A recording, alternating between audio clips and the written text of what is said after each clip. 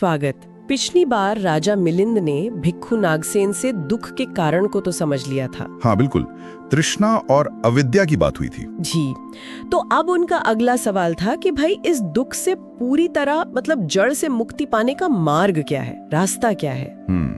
और उसी के जवाब में भिक्खु नागसेन ने आर्य अष्टांगिक मार्ग का जिक्र किया। हाँ, और ये साफ किया कि ये कोई पूजा पाठ या कोई रस्म नहीं है। नहीं, बिल्कुल नहीं। ये तो एक तरह से मन और अपने आचरण को साधने का एक व्यवस्थित तरीका है, वैज्ञानिक तरीका कह सकते हैं। वैज्ञानिक कैसे? ऐसे समझिए, जैसे कोई डॉक्टर पहले बीमारी समझता है फिर दवा देता है, वैसे ही बुद्ध ने दुख नाम की बीमारी का इलाज बताया।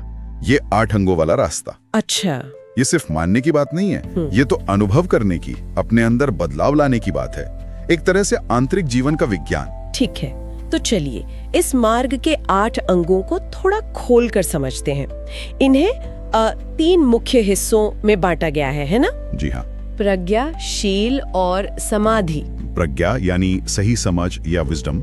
शील मतलब नैतिक आचरण, मोरालिटी। और समाधि यानी मेंटल डिसिप्लिन, मानसिक अनुशासन। बिल्कुल। शुरुआत प्रज्ञा से करते हैं। हाँ, प्रज्ञा में क्या आता है? प्रज्ञा में 2 अंग है। पहला है सम्यक दृष्टि, मतलब राइट व्यू। राइट व्यू, इसका क्या मतलब हुआ? इसका सीधा सा मतलब है 4 आर्य सत्यों को ठीक से गहराई से समझना। वो 4 सत्य? दुख है, दुख का कारण है, दुख का निरोध संभव है और निरोध का मार्ग है। हाँ बिल्कुल, और सिर्फ उनको जानना नहीं बल्कि वास्तविकता को वैसे ही देखना जैसी वो असल में है, मतलब अनित्य, दुखमय और अनात्मा, बिना किसी स्थायी मैं या आत्मा के। मतलब दुनिया को अपनी पसंद नापसंद या डर के चश्मे से नहीं बल्कि जस का तस देखना। ये तो सुनने में ही काफी मुश्किल लग रहा है। हाँ, ये अभ्यास की बात है, और इसमें प्रज्ञा का दूसरा अंग मदद करता है, सम्यक संकल्प यानी राइट इंटेंशन। अच्छा, वो कैसे? देखिए, जब हमारी समझ, हमारी दृष्टि सही होती है तो हमारे इरादे भी सही दिशा में जाते हैं। सम्यक संकल्प में 3 तरह के इरादे आते हैं। पहला, नैष्क्रम्य संकल्प, मतलब लगाव, भोग विलास की इच्छा से मुक्त होने का पक्का इरादा। ठीक।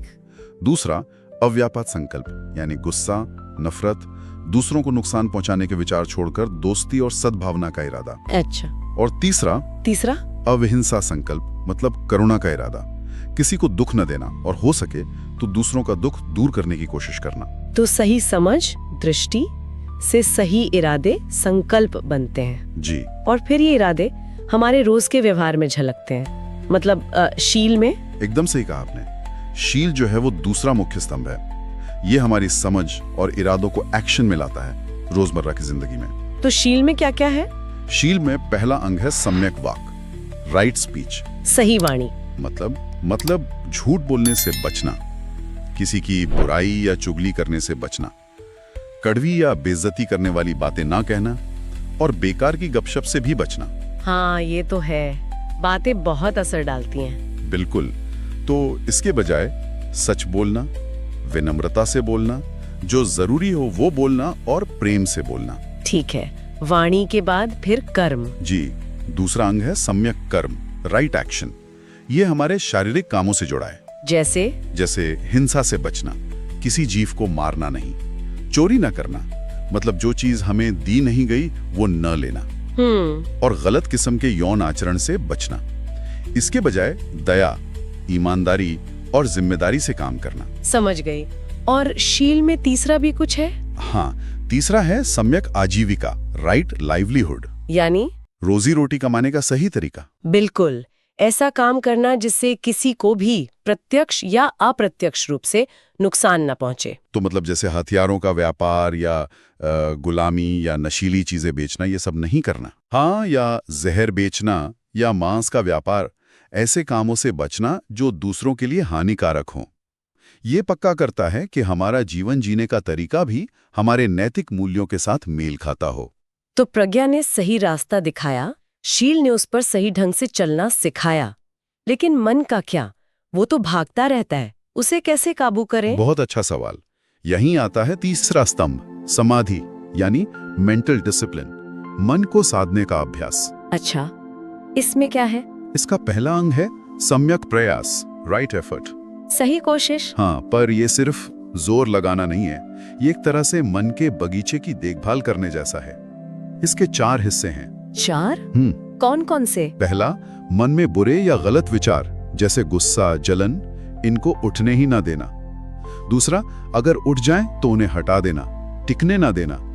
तीसरा, अच्छे या कुशल विचार जैसे दया, मैत्री, इनको जानबूझकर पैदा करना। और चौथा, जो अच्छे विचार पहले से मन में हैं, उन्हें बनाए रखना और बढ़ाना। अरे वाह, ये तो लगातार मन पर काम करने जैसा है। बिल्कुल। और इसमें मदद करता है समाधि का दूसरा अंग, सम्यक स्मृति, राइट माइंडफुलनेस। माइंडफुलनेस, आजकल ये शब्द बहुत सुनने में आता है। हाँ, इसका मतलब है अपने शरीर की हरकतों, अपनी सेंसेशंस या संवेदनाओं, अपनी भावनाओं और अपने मन में क्या चल रहा है, इन सब के प्रति पल पल पूरी तरह से जागरूक रहना। जागरूक मतलब ध्यान देना। हाँ, पर बिना किसी फैसले के, बिना पसंद नापसंद के, बस देखना साक्षी भाव से कि क्या हो रहा है। इससे हम अपनी आदतों, अपनी प्रतिक्रियाओं को समझने लगते हैं। अच्छा, और इससे मन शांत होता होगा? निश्चित रूप से। और यही जरूरत पड़ती है समाधि के आखिरी अंक की, सम्यक समाधि, राइट कंसंट्रेशन, एकाग्रता। जी, ये मन को किसी एक चीज पे टिकाने का अभ्यास है। इससे मन एकदम शांत, स्थिर और केंद्रित हो जाता है। ध्यान की तरह? हाँ, ध्यान की जो गहरी अवस्थाएं होती हैं, जिन्हें ध्यान या ध्यान कहते हैं, वो इसी से आती हैं। और जब मन इतना एकाग्र होता है, तभी गहरी समझ यानी प्रज्ञा पैदा होती है। तभी असलियत साफ साफ दिखती है। बिक्कू नागसेन ने वो पहिए का उदाहरण भी दिया था, है ना? हाँ, बहुत अच्छा उदाहरण है वो। कि जैसे पहिए को ठीक से चलने के लिए उसकी 8 तीलियां मजबूत और बराबर होनी चाहिए। बिल्कुल। वैसे ही इस मार्ग पर ठीक से चलने के लिए 8 अंगों का अभ्यास एक साथ करना पड़ता है। संतुलन जरूरी है। आप सिर्फ 1 या 2 को चुनने और बाकियों को छोड़ दें तो बात नहीं बनेगी। और राजा मिलिंद को भी ये बात बहुत पसंद आई थी कि ये रास्ता आंख बंद करके किसी बात को मान लेने का नहीं है। हाँ, ये तो खुद करके देखने, समझने और अपने आप को अंदर से शुद्ध करने का रास्ता है। जी, इसकी यही व्यवहारिकता, इसका संतुलन इसे इतना शक्तिशाली बनाता है। ये दिखाता है कि देखो, दुख सच है पर इसका अंत भी सच है, वो संभव है। लेकिन उसके लिए मेहनत करनी होगी, प्रज्ञा, शील, समाधि, तीनों पर। हाँ, ये पूरी तरह हमारे अपने प्रयास, अपनी जागरूकता पर निर्भर करता है। तो संक्षिप्त में कहें तो स्वतंत्रता या मुक्ति कोई ऐसी चीज नहीं जो बाहर से मिलेगी। नहीं, ये तो अंदर स्पष्टता, करुणा और एकाग्रता विकसित करने से ही मिलेगी। ये एक मार्ग है जिस पर चलना पड़ता है। बिल्कुल सही समझा आपने। तो इस चर्चा को आगे बढ़ाते हुए अगले संवाद में हम एक और काफी गहरे सवाल पर बात करेंगे। कौन सा सवाल? सवाल ये है कि अगर बौद्ध दर्शन कहता है कि कोई स्थायी आत्मा या स्व नहीं है, तो फिर कर्म कौन करता है? नैतिक जिम्मेदारी किसकी बनती है? अच्छे बुरे कर्मों का फल किसे और कैसे मिलता है? ये तो बहुत ही महत्वपूर्ण प्रश्न है। जरूर इस पर बात करेंगे। तो इस यात्रा में हमारे साथ